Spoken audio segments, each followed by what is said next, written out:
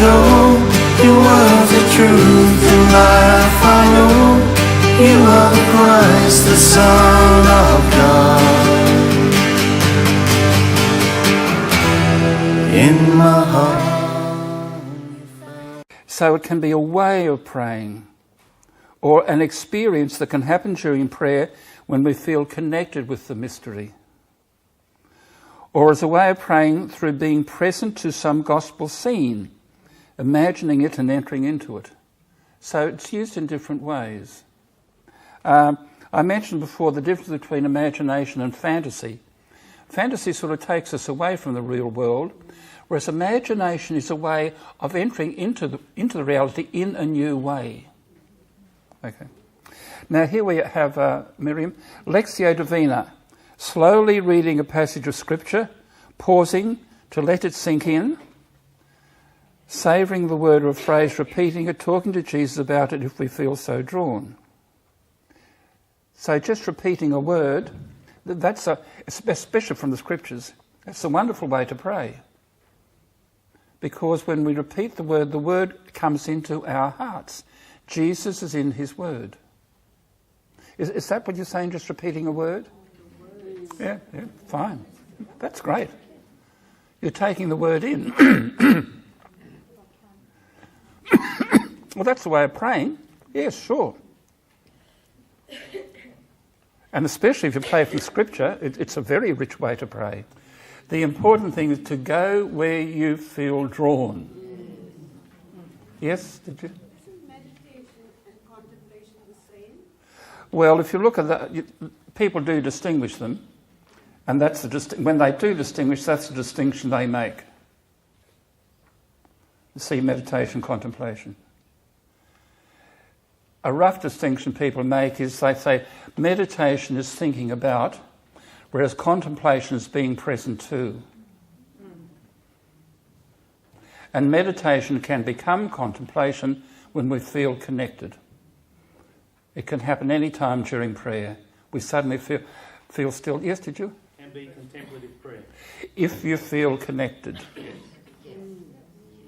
So that's contemplation, basically, it's being present to the mystery. And vocal prayer can become contemplative prayer when you experience the connection with the mystery. So that's why I like. It's a loving attention to the other that allows the other to be freely and fully present. If that's the quality of your prayer, that is contemplation. Usually, so it's used in different. But that's the essence of it. Mm-hmm. Then there's a mantra, repeating a phrase rhythmically in line with our breathing. A well-known prayer is the Jesus prayer. Now, sometimes when you find it hard to concentrate, or your prayer falls away, the mantra, it's a very helpful way of settling down. You say, Jesus, Son of David, have mercy on me. And it falls in with our breathing. As I say, a very simple way to pray and a very helpful way to pray if we're being distracted or find it hard to settle down.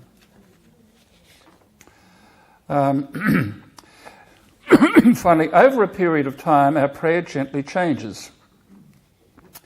At the start, the tendency is to think and reflect. Gradually, our prayer may become more affective.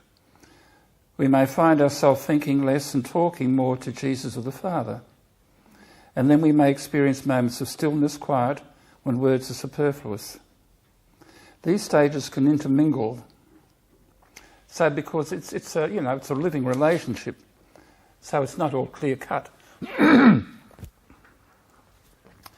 Now, if in your prayer there are moments of stillness and quiet, that's an infallible touch of the mystery in your life. If there are moments in your prayer when you just feel quiet and still, that's an infallible sign, an infallible touch of mystery.